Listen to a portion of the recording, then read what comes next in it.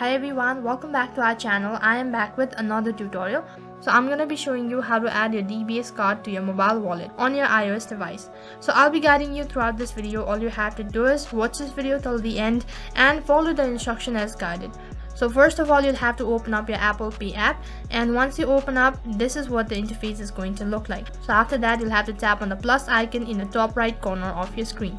Next, you'll either have to scan your debit card or your credit card in order to add to cart, and you can also enter the card detail manually just by tapping on enter card detail manually, which is right at the bottom. So after that, what you have to do is you'll have to verify your card detail, and once you're done verifying your card detail, you'll have to enter your 3-digit security code, that is CVV.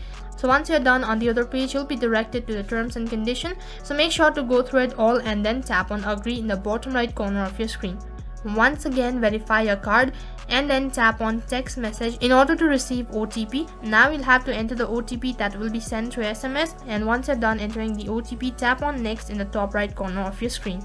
If the provided information is correct, then on the other page all you have to do is tap on done in the top right corner of your screen, and you have successfully added your DBS card on your mobile wallet. Now you can start using your Apple Pay. So that is how you can add a DBS card to your mobile wallet.